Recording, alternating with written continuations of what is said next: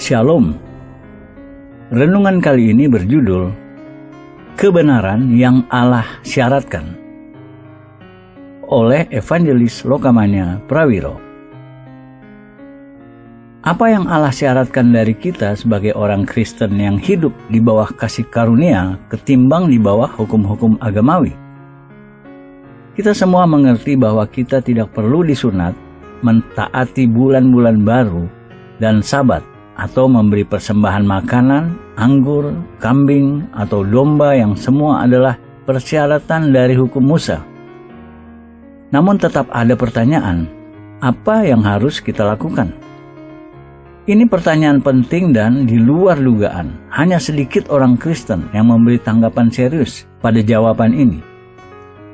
Akibatnya, mereka terlibat dalam rutinitas agamawi dan terus melakukan apa yang mereka selalu lakukan.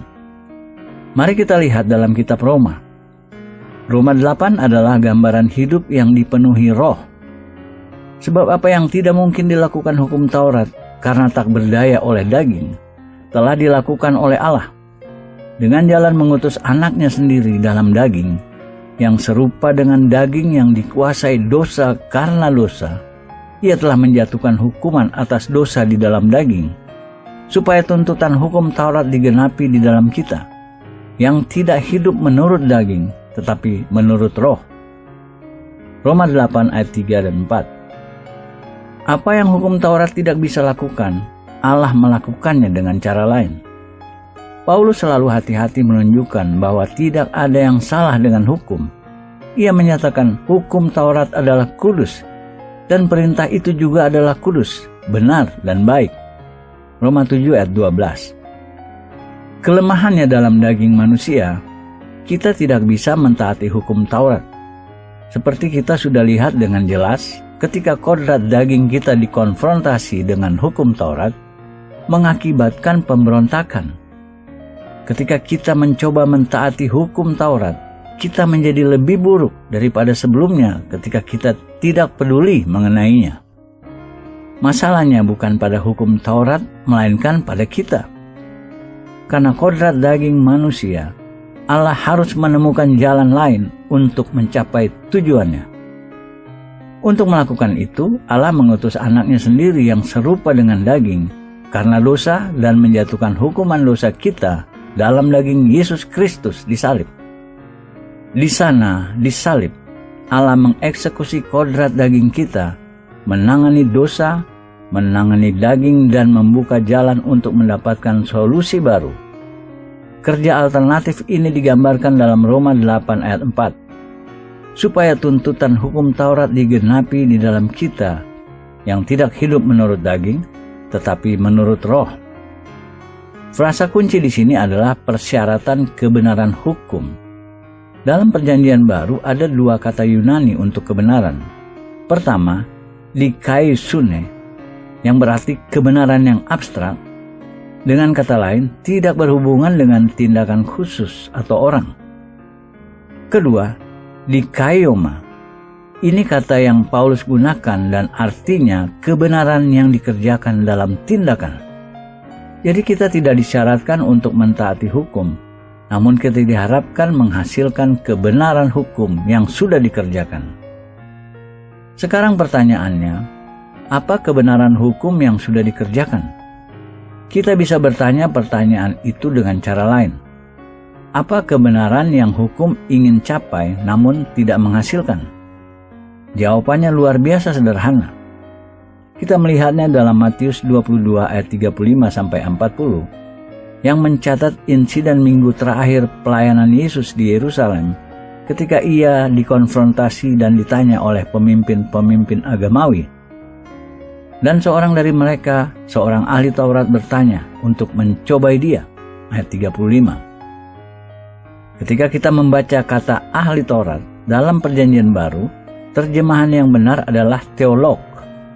Ini seorang murid hukum agamawi. Allah tidak menentang ahli Taurat, Allah memberkati mereka. Dan seorang dari mereka, seorang ahli Taurat, bertanya untuk mencobai dia. Guru, hukum manakah yang terutama dalam hukum Taurat? Ayat 35-36. Perhatikan, Yesus tidak menolak pertanyaannya. Ia memberi jawaban spesifik final. Jawab Yesus kepadanya, "Kasihilah Tuhan Allahmu dengan segenap hatimu, dan dengan segenap jiwamu, dan dengan segenap akal budimu." Itulah hukum yang terutama dan yang pertama. Dan hukum yang kedua, yang sama dengan itu ialah, kasihilah sesamamu manusia, seperti dirimu sendiri. Pada kedua hukum inilah tergantung seluruh hukum Taurat dan kitab para nabi. Ayat 37-40. Yesus berkata, pada kedua hukum inilah tergantung seluruh Perjanjian Lama, hukum Taurat, dan kitab para nabi. Kasih pada Tuhan Allah dan kasih pada sesama manusia. Dan jika hukum Taurat dan kitab nabi-nabi bergantung pada dua perintah itu, maka dua perintah itu ada sebelum hukum Taurat dan kitab nabi-nabi ada. Dua perintah ini mencakup persyaratan dasar kekal tidak berubah Allah. Kasih pada Tuhan Allah dan kasih pada sesama manusia. Ini persyaratan kebenaran hukum Taurat. Persyaratan ini diulang sepanjang Perjanjian Baru. Contohnya dalam Roma. Janganlah kamu berhutang apa-apa kepada siapapun juga, tetapi hendaklah kamu saling mengasihi. Sebab barang siapa mengasihi sesamanya manusia, ia sudah memenuhi hukum Taurat. Karena firman, jangan berzina, jangan membunuh, jangan mencuri, jangan mengingini, dan firman lain manapun juga sudah tersimpul dalam firman ini, yaitu, kasihilah sesamamu manusia seperti dirimu sendiri. Kasih tidak berbuat jahat terhadap sesama manusia. Karena itu kasih adalah kegenapan hukum Taurat. Roma 13 ayat 8-10. Paulus di sini membuat pernyataan spesifik lengkap tanpa kompromi. Kasih adalah kegenapan hukum Taurat. Ini dinyatakan lagi dalam Galatia 5 ayat 14. Sebab seluruh hukum Taurat tercakup dalam satu firman ini, yaitu kasihilah sesamamu manusia seperti dirimu sendiri. Betapa pentingnya mengasihi diri kita sendiri. Jika kita tidak mengasihi diri kita sendiri, apa faedahnya mengasihi sama kita seperti kita mengasihi atau tidak mengasihi diri kita sendiri? Akar dari kegagalan untuk mengasihi diri sendiri adalah rasa tertolak dan rendah diri, yang keduanya tidak memiliki tempat dalam kehidupan Kristen. Melihat lebih jauh dalam Galatia 5 ayat 22-23, kita membaca, tetapi buah roh ialah kasih, sukacita, damai sejahtera, kesabaran, kemurahan, kebaikan, kesetiaan, kelemah lembutan, penguasaan diri. Tidak ada hukum yang menentang hal-hal itu. Orang-orang yang hidup dalam buah roh tidak perlu dikontrol oleh hukum. Tidak ada hukum yang diberikan Allah mencegah orang melakukan apa yang buah roh pimpin untuk lakukan. Terakhir kita lihat 1 Timotius 1 ayat 5. Tujuan nasihat itu ialah kasih yang timbul dari hati yang suci, dari hati nurani yang murni, dan dari iman yang tulus ikhlas. Paulus berkata, tujuan utama semua khotbahnya untuk menyimpulkan dalam satu kata, kasih. Aktivitas agamawi apapun, mengajar atau berkhotbah yang tidak menghasilkan kasih, meleset dari tujuan tertinggi Allah. Setelah membangun poin ini, Paulus menambahkan, tetapi ada orang yang tidak sampai pada tujuan itu dan yang sesat dalam omongan yang sia-sia. Mereka itu hendak menjadi pengajar hukum Taurat tanpa mengerti perkataan mereka sendiri dan pokok-pokok yang secara mutlak mereka kemukakan. 1 Timotius 1 ayat 6 dan 7. Pengajaran agamawi apapun yang tidak menghasilkan kasih, betapapun bagusnya, hanya omong kosong. Paulus menambahkan banyak orang ingin menjadi guru hukum, namun mereka tidak mengerti kodrat hukum, tujuan hukum, atau problem hukum. Lalu Paulus membuat pernyataan indah. Kita tahu bahwa hukum Taurat itu baik kalau tepat digunakan, yakni dengan keinsafan bahwa hukum Taurat itu bukanlah bagi orang yang benar. 1 Timotius 1 ayat 8 dan 9. Di titik ini, kita harus tanya diri kita, Apakah kita sudah dibenarkan atau dijustifikasi oleh iman dalam Kristus? Jika belum, maka iman kita dalam Kristus belum berfaedah bagi kita. Namun, jika kita sudah dibenarkan atau dijustifikasi oleh iman kita dalam Kristus, maka hukum Taurat tidak dibuat untuk kita. Kita tidak bisa memiliki keduanya sekaligus. Masalah dengan banyak orang Kristen, mereka benar-benar tidak yakin apakah mereka benar atau tidak. Alkitab menjelaskan perbedaan ini. Sebab itu, kita yang dibenarkan atau dijustifikasi karena iman, kita hidup dalam damai sejahtera dengan Allah oleh karena Tuhan kita, Yesus Kristus. Roma 5 ayat 1. Jika kita sudah dibenarkan oleh iman kita dalam Yesus Kristus, hukum bukan untuk kita karena hukum tidak diberikan untuk orang benar. Jika kita berpikir, saya percaya saya lebih aman di bawah hukum karena saya akan tahu apa yang akan saya lakukan, maka baca lebih jauh dan kita akan melihat untuk siapa hukum dibuat. Hukum Taurat itu bukanlah bagi orang yang benar, melainkan bagi orang durhaka dan orang lalim, bagi orang fasik dan orang berdosa, bagi orang duniawi dan yang tak beragama, bagi pembunuh bapa dan pembunuh ibu, bagi pembunuh pada umumnya, bagi orang cabul dan pemburit, bagi penculik, bagi pendusta, bagi orang makan sumpah, dan seterusnya, segala sesuatu yang bertentangan dengan ajaran sehat. 1 Timotius 1 ayat 9 dan 10. Kita harus pilih kita mau di kategori mana. Apakah kita ingin di kategori yang benar atau pembunuh bapa dan ibu, orang cabul dan penculik? Allah tidak memberi kategori ketiga. Isunya sangat jelas. Apakah kita dibenarkan oleh iman atau tidak? Jika kita percaya kita dibenarkan oleh iman, maka hukum Taurat bukan untuk kita. Pernyataan berikut mungkin mengejutkan kita, namun sementara kita mempelajari kitab suci, kita akan setuju. Orang yang dimotivasi oleh kasih murni selalu bebas melakukan apa yang ia inginkan, dan maka ia hidup seperti raja. Mungkin tak diduga teks utama kita untuk pernyataan ini ditemukan dalam kitab Yakobus. Beberapa orang berpikir Yakobus percaya pada hukum dan perbuatan. Namun ayat ini mengindikasi Yakobus dan Paulus sepakat pada isu-isu ini. Tetapi barang siapa meneliti hukum yang sempurna, yaitu hukum yang memerdekakan orang, dan ia bertekun di dalamnya, jadi bukan hanya mendengar untuk melupakannya, tetapi sungguh-sungguh melakukannya, ia akan berbahagia oleh perbuatannya. Yakobus 1 ayat 25.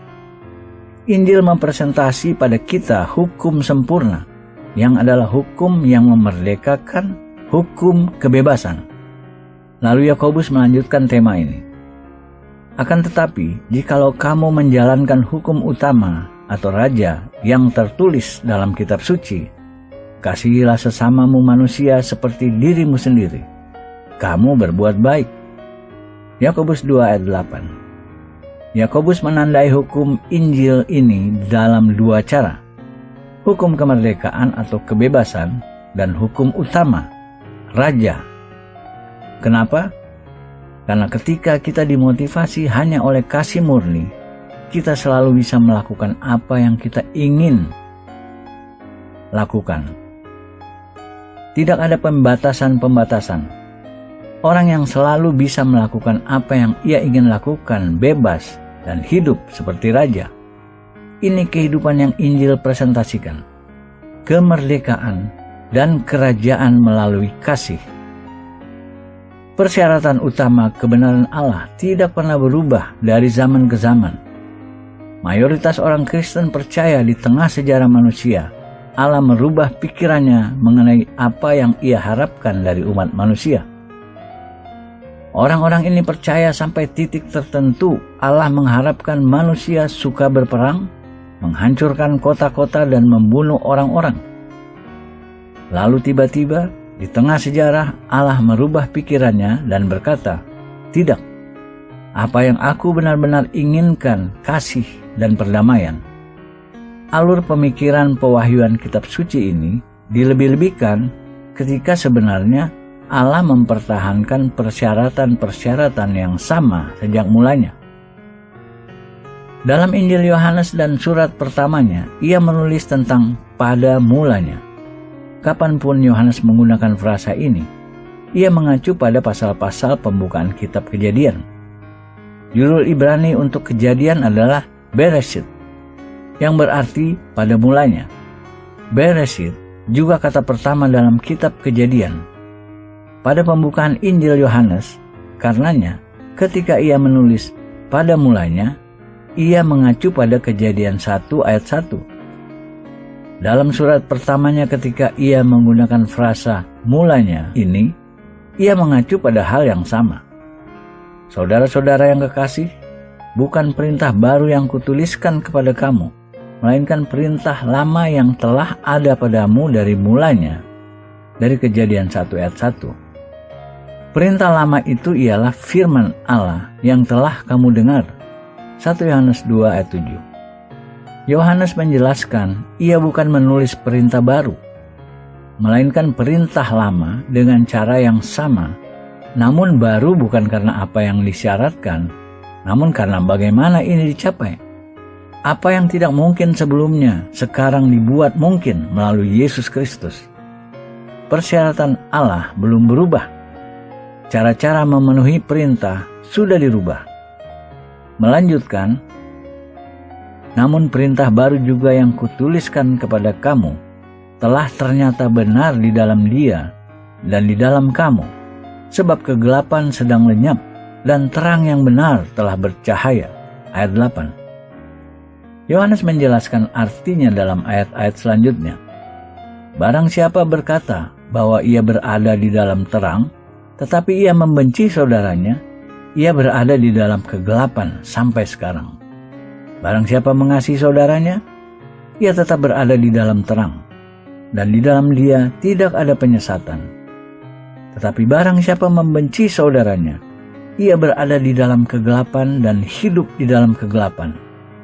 Ia tidak tahu kemana ia pergi, karena kegelapan itu telah membutakan matanya. Ayat 9-11. Firman apa yang kita miliki dari mulanya? Jika kamu mengasihi saudaramu, kamu dalam terang. Jika kamu membenci saudaramu, kamu dalam kegelapan. Ini pesan sepanjang kitab suci. Apa yang tidak bisa dicapai oleh hukum Taurat, sudah dicapai dengan kematian Yesus Kristus melalui kasih karunia. Jadi, ini bukan baru dalam substansinya, namun baru dalam cara di mana ini dibuat mungkin. Dalam surat Yohanes kita memiliki konfirmasi, ia memiliki dalam pikirannya pasal-pasal pembukaan kitab Kejadian ketika ia berbicara mengenai awalnya. Sebab inilah berita atau perintah yang telah kamu dengar dari mulanya, dari Kejadian, yaitu bahwa kita harus saling mengasihi, bukan seperti Kain, yang berasal dari si jahat dan yang membunuh adiknya. Dan apakah sebabnya ia membunuhnya? Sebab segala perbuatannya jahat dan perbuatan adiknya benar. Janganlah kamu heran, saudara-saudara, apabila dunia membenci kamu. Kita tahu bahwa kita sudah berpindah dari dalam maut ke dalam hidup, yaitu karena kita mengasihi saudara kita. Barang siapa tidak mengasihi, ia tetap di dalam maut. 1 Yohanes 3 ayat 11-14. Fakta bahwa Yohanes mengacu pada pasal-pasal pertama Kejadian dibuktikan oleh referensinya pada Kain dan Habel. Cerita Kain dan Habel mempresentasi dua jenis agama dari sumber sejarah manusia. Yohanes mengambil dari cerita ini untuk menunjukkan kontras. Habel mengasihi, Kain membenci. Habel dalam terang, Kain dalam kegelapan. Ini pesan dari awal dan tidak pernah berubah. Apa yang sudah berubah adalah cara di mana kita bisa memenuhi persyaratan ini. Arti Alkitabiah kasih sebagian besar disalahpahami. Ketika Perjanjian Baru berbicara mengenai kasih, ini bukan mengacu pada perasaan atau simbol kasih sayang yang tampak dari luar. Orang menggunakan kata Yunani kasih, menggunakan istilah baru frasa agape sebagai contoh kekristenan modern. Emosional, tidak lulus dan tidak mengandung realitas Alkitabiah. Alkitab berkata, "Anak-anakku, marilah kita mengasihi bukan dengan perkataan atau dengan lidah, tetapi dengan perbuatan dan dalam kebenaran." 1 Yohanes 3 ayat 18. Ini pemikiran serius, karena Yudas mengkhianati Yesus dengan tanda kasih ciuman. Jika kita lihat kitab Rut, kita ingat Naomi memiliki 2 menantu perempuan. Orpa menciumnya, namun Rut berdiri dekatnya. Jika aku harus memilih, aku lebih memilih satu yang mendampingiku ketimbang yang menciumku. Seorang kawan memukul dengan maksud baik, tetapi seorang lawan mencium secara berlimpah-limpah. Amsal 27 ayat 6. Kita lebih pilih teman yang mengatakan pada kita kebenaran meski menyakitkan, daripada musuh yang menyanjung kita untuk kehancuran diri kita. Kita tidak memiliki hak bicara kasih kepada Allah kecuali kita bersedia mentaatinya. Tes kasih adalah ketaatan. Ketaatan cara kasih diekspresikan lebih jauh, ini cara kasih bertumbuh. Lebih kita taat, lebih besar lagi kasih kita. Yesus berkata kepada murid-muridnya, "Jikalau kamu mengasihi aku, kamu akan menuruti segala perintahku." Yohanes 14 ayat 15. "Dan barang siapa memegang perintahku dan melakukannya, dialah yang mengasihi aku." Ayat 21. Tolong perhatikan, agar kita memegang perintah-perintahnya, kita harus memiliki perintah-perintahnya. Ini mungkin kedengaran sederhana, namun ini penting. Dengan kata lain, kita memiliki kewajiban untuk mengetahui apa perintah-perintahnya, agar kita bisa mentaatinya. Ketidaktahuan bukan alasan, karena kita punya tanggung jawab untuk menemukannya. Yesus menjelaskan bahwa ini bukan hanya mengetahui perintah-perintahnya, melainkan mentaatinya. Barang siapa memegang perintahku dan melakukannya, dialah yang mengasihi aku. Dan barang siapa mengasihi aku, ia akan dikasihi oleh Bapa-Ku, dan aku pun akan mengasihi dia dan akan menyatakan diriku kepadanya. Yudas yang bukan Iskariot berkata kepadanya, "Tuhan, apakah sebabnya maka engkau hendak menyatakan dirimu kepada kami dan bukan kepada dunia?" Yohanes 14 ayat 21-22. Di titik ini, murid-murid Yesus bertanya kepadanya pertanyaan penting. Yesus baru saja mengatakan pada murid-muridnya bahwa ia akan pergi. Dunia tidak akan melihatnya lagi. Tetapi lalu ia berkata, "Kamu akan melihat aku lagi. Kamu akan melihat aku lagi." Maka Yudas bingung atas pernyataan ini, bertanya, "Tuhan, bagaimana ketika engkau pergi, engkau akan menyatakan dirimu kepada kita, bukan kepada dunia? Apa bedanya? Bagaimana engkau akan melakukannya?" Yesus menjawab dalam ayat selanjutnya. Jawab Yesus, "Jika seorang mengasihi aku, ia akan menuruti firman-Ku." Yohanes 14 ayat 23. Ada perbedaan antara dunia dan murid Yesus. Dunia tidak memegang kata-kata Yesus. Murid memegang. Ini melalui firman-Nya yang dipegang oleh murid-murid, Yesus akan mengungkapkan dirinya kepada murid-murid, namun bukan kepada dunia. Jadi Yesus membuat janji indah kepada murid-muridnya. Jika seorang mengasihi aku, ia akan menuruti firman-Ku, dan Bapa-Ku akan mengasihi dia, dan kami akan datang kepadanya, dan diam bersama-sama dengan dia. Yohanes 14 ayat 23. Apakah kita bisa bayangkan lebih indah dari itu? Bapa dan anak akan datang dan diam atau hidup dengan orang yang memegang kata-kata Yesus. Namun tolong catat, isunya bukan hanya mengetahui kata-kata Yesus, melainkan mentaatinya. Rasul Paulus mengulang tema sama ini dalam surat pertamanya. Dan inilah tandanya bahwa kita mengenal Allah, yaitu jikalau kita menuruti perintah-perintahnya. Barang siapa berkata, "Aku mengenal dia," tetapi ia tidak menuruti perintahnya, ia adalah seorang pendusta, dan di dalamnya tidak ada kebenaran. Tetapi barang siapa mengatakan bahwa ia hidup di dalam dia, ia wajib hidup sama seperti Kristus telah hidup. 1 Yohanes 2 ayat 3-5. Satu dari tes apakah kita mengenal Allah atau tidak adalah apakah kita taat atau tidak padanya. Nas ini mengandung satu dari banyak pernyataan-pernyataan pedang bermata dua dalam Alkitab. Itu sebabnya dikatakan pada kita, sebab firman Allah lebih tajam dari pedang bermata dua manapun. Ibrani 4 ayat 12. Pernyataan Yohanes, tetapi barang siapa menuruti firman-Nya, di dalam orang itu sungguh sudah sempurna kasih Allah. Pedang bermata dua. Pertama, ini berarti kasih sempurna itu adalah ketaatan sempurna. Namun ini juga berarti sementara kita terus berpegang pada firman-Nya, kasih-Nya dibuat sempurna dalam kita. Bagaimana kita menambah kasih kita kepada Allah? Apakah dengan duduk dalam gereja dan berdoa dengan emosional? Kasih bukan emosi. Apakah dengan berpuasa dan berdoa agar lebih mengasihi? Ketika kita ingin lebih mengasihi, konsentrasi pada ketaatan.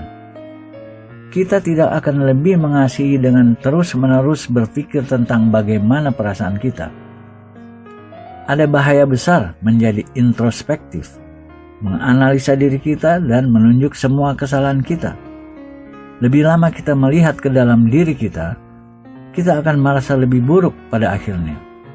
Mengkritik diri sendiri bukan disiplin Kristen. Ini disiplin humanistik. Dan ini praktik di mana orang-orang Kristen tidak boleh terlibat. Kita tidak menjadi spiritual karena kita merasa terhukum. Ketika kita merasa terhukum, kita menunjukkan ketidakpercayaan. Pengkhotbah-pengkhotbah khususnya perlu menyadari bahwa tidak spiritual membuat orang-orang merasa bersalah. Bukan Allah yang membuat orang-orang merasa bersalah. Ini iblis. Jika kita menghukum orang-orang, kita melakukan pekerjaan iblis untuknya. Jauh lebih sulit membuat orang-orang merasa benar daripada membuat mereka merasa bersalah. Namun jika kita menolong orang-orang mengalami dibenarkan atau dijustifikasi melalui iman dalam Kristus, maka kita berhasil dalam memberitakan Injil. Ada dua pertanyaan. Pertama, apa yang Allah syaratkan dari kita? Dan kedua, bagaimana Allah memampukan kita melakukan apa yang Ia syaratkan? Jawaban pertanyaan pertama, persyaratan untuk dibenarkan. Allah mengharapkan kasih yang dilahirkan dari sikap ketaatan. Kita akan terus mengeksplorasi untuk menemukan apa yang harus kita taati untuk memiliki jenis kasih ini. Amin.